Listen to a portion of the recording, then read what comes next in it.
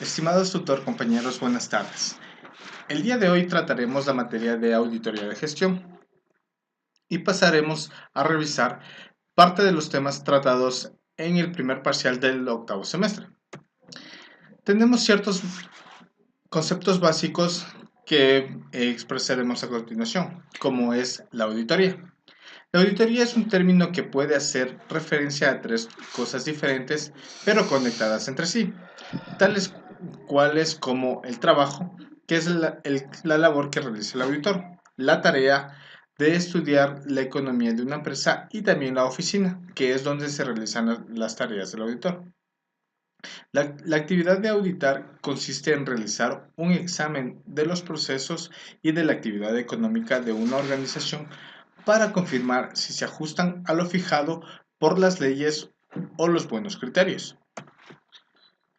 Ahora, no sé qué es gestión. Gestión es la capacidad de generar una relación adecuada entre la estructura, la estrategia, los sistemas, el estilo, las capacidades, la gente y los objetivos superiores de la organización considerada. Es decir, es la capacidad de articular procesos, agentes y recursos disponibles hacia la consecución de los objetivos de la institución. ¿Qué es la auditoría de gestión? La auditoría de gestión es un sistema de información estadística, financiera, administrativa y operativa que permite tomar decisiones acertadas y oportunas, adoptar las medidas correctivas que correspondan y controlar la evolución en el tiempo de las principales variables y procesos. ¿Cuáles son las características de la auditoría de gestión? Nos dice que entre las características tenemos las estratégicas, objetivas, confiables, diligentes y efectivas. Las estratégicas nos dicen que se enfocan en los aspectos que señala la resolución y en los otros críticos o relevantes del prestador que se identifiquen en el desarrollo de la auditoría. Objetivas. Al desarrollarlas se debe asegurar que los hallazgos y las conclusiones se fundamenten en lo posible en evidencia verificable. Confiables. La información que presente y reporte la auditoría debe ser veraz y exacta, de manera que minimice los riesgos de interpretación. Diligentes. Se debe atender con diligencia y oportunidad los requerimientos del organismo competente de control. Y por último tenemos efectivas, que dice que la auditoría de gestión y resultados debe recomendar a sus conclusiones las acciones correctivas preventivas o de mejoramiento a aplicar respecto de las situaciones detectadas. Ya. Dentro de los objetivos de la auditoría de gestión tenemos el evaluar el grado de cumplimiento de la misión, políticas, objetivos, estrategias y metas consideradas en los planes y programas a través de la aplicación de indicadores que permitan medir el grado de eficiencia, eficacia y calidad y el impacto que éstas generan en el sector. Ahora vamos a pasar a ver las fases de un proceso de auditoría de gestión, en el que nosotros podemos encontrar 5 fases, que es la primera, diagnóstico y planificación preliminar, la fase 2, planificación específica, la fase 3 de ejecución, la fase 4 es la comunicación de resultados y por último tenemos el seguimiento. Entonces a continuación vamos a explicar un poco de qué depende o qué es lo que hace cada una de las fases para poder generar una auditoría de gestión. La fase uno nos dice que es el diagnóstico y planificación preliminar. La planificación preliminar tiene el propósito de obtener o actualizar la información general sobre la entidad y las principales actividades, a fin de identificar globalmente las condiciones existentes para ejecutar la auditoría. La planificación preliminar es un proceso que se inicia con la emisión de la orden de trabajo, continúa con la aplicación de un programa general de auditoría y culmina con la emisión de un reporte para conocimiento del director de la unidad de auditoría. Para ejecutar la planificación preliminar, principalmente debe disponerse de personal de auditoría experimentado, esto es el supervisor y el jefe de equipo. Eventualmente podrá participar un asistente del equipo. Para poder aplicar esta primera fase, que es la planificación, debemos cumplir con algunos elementos, los cuales son el conocimiento de la entidad o actividad a examinar, conocimiento de las principales actividades, operaciones, metas u objetivo a cumplir, identificación de las principales políticas y prácticas contables, presupuestarias, administrativas y de organización, análisis general de la información financiera, determinación de materialidad e identificación de cuentas significativas de los estados financieros, determinación del grado de confiabilidad de la información producida, comprensión global del desarrollo, complejidad y grado de dependencia de los sistemas de información computarizados, determinación de unidades operativas, riesgos inherentes y ambiente de control, decisión de planificación para las unidades operativas, decisión preliminar para los componentes y enfoque preliminar de auditoría. Ya.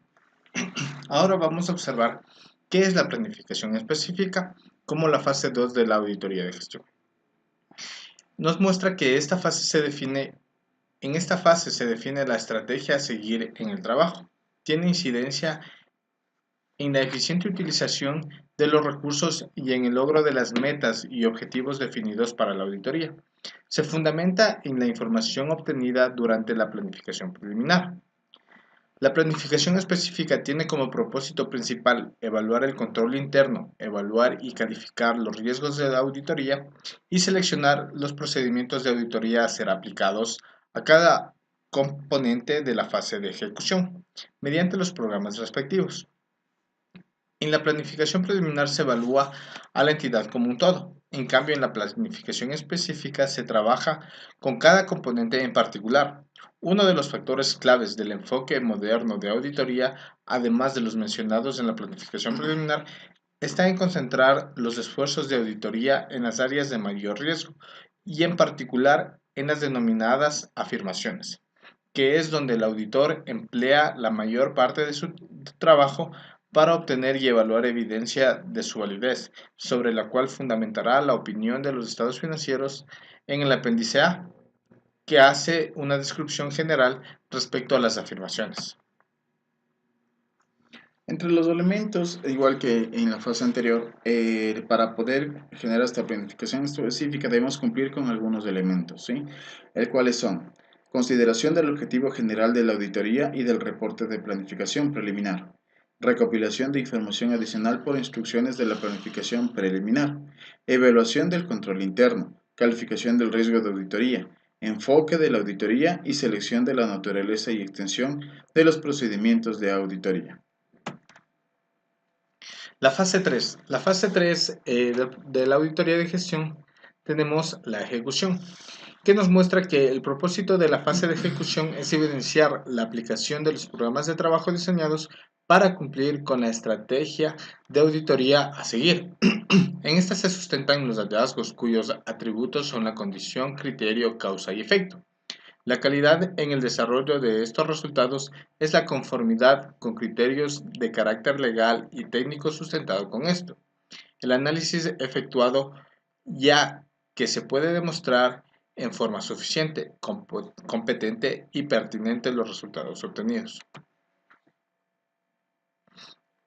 Dentro de estos aspectos podemos tomar en cuenta 5 puntos principales en los que se basa la ejecución, que son la aplicación de programas de trabajo, la obtención de evidencia, el desarrollo de los hallazgos por componente, la definición de la estructura del informe y por último la redacción del informe. Seguimos con la fase 4, que es la comunicación de resultados. La comunicación con los sujetos relacionados se cumple durante todo el proceso de la auditoría. Uno de los propósitos es impulsar la toma de acciones correctivas de inmediato. Es importante que el informe de auditoría antes de su emisión sea discutido en una conferencia final con los responsables de los procesos que fueron considerados en el alcance.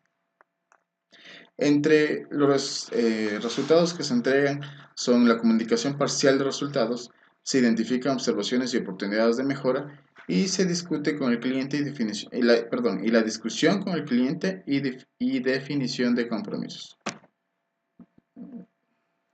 Por último tenemos la fase de seguimiento, en la que podemos observar que como un anexo al informe de auditoría se integra la matriz de implementación de recomendaciones documento que es el insumo básico para esta fase, en las que tenemos el diseño, la implantación y la evaluación. La planificación empresarial, dentro de la auditoría de gestión podemos hablar de la planificación empresarial, en el que nos muestra que al iniciar una auditoría de gestión es necesario que el auditor obtenga una visión sistémica, es decir, una idea general de la empresa, su contexto interno y externo, y también una visión sistémica en la que nos muestra qué es aquella conformada por factores que afectan en forma directa o indirectamente a la organización.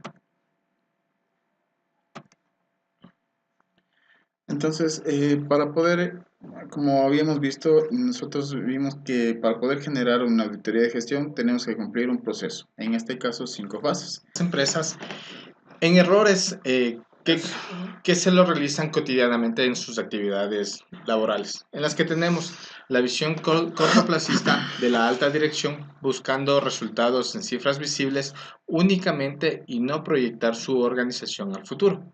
También tenemos las barreras de comunicación y y la escasa coordinación entre las áreas funcionales de la empresa que afectan seriamente a toda la organización, resultando así casi siempre de una deficiente gerencia general. Por otro lado, también tenemos el pensamiento de que la calidad cuesta y que es un aspecto táctico del Departamento de Control de Calidad, sin evaluar realmente la verdadera inversión que representa y que su tratamiento debe ser eminentemente estratégico. Por otro lado, también tenemos la carencia de trabajo en equipo dentro de cada área y entre las áreas, que es un resultado lógico del segundo mal, que destruye el concepto fundamental de que la empresa es un todo y de todos. Entre los males endémicos tenemos que administrar por funciones y no por resultados, ausencia de principios morales y éticos en los diferentes estamentos del negocio, no diferenciar lo que es un costo de lo que es un gasto y cargar todo al producto con el lógico incremento de precios y pérdida de competitividad. No pensar en la empresa, su salud y futuro, resultado de una gestión personalista a todo nivel, soportado por exigencia de derechos e indiferencia hacia las obligaciones. Y pobre conocimiento a todo nivel de las capacidades materiales, personales, tecnológicas, administrativas, financieras, productivas y logísticas de la organización. Y por último, vamos a pasar a tratar los tipos de riesgo, entre los cuales podemos diferenciar tres tipos de riesgos, que son el riesgo inherente, el riesgo de control y el riesgo de detección. El riesgo inherente es la susceptibilidad de error en la entidad representa la posibilidad de que ocurran errores importantes en sus procesos, negocios, aspectos financieros o no financieros, en función de las características o particularidades de dichos procesos, estados o negocios, sin considerar el electo del sistema de control interno establecido. Por otro lado, tenemos el riesgo de control, que representa el riesgo de que los errores importantes pudieran existir en un proceso, negocio, aspecto financiero o no financiero, o sean preventivos o detectados oportunamente en el sistema de control interno. Y por último, el riesgo de detección nos dice que representa el riesgo de que los procedimientos aplicados por el equipo de auditores no detecten los errores importantes que hayan escapado al sistema de control interno. Muchas gracias, esperamos que el video sea de su ayuda y completo agrado. Que tengan una Buenas buena tardes. tarde.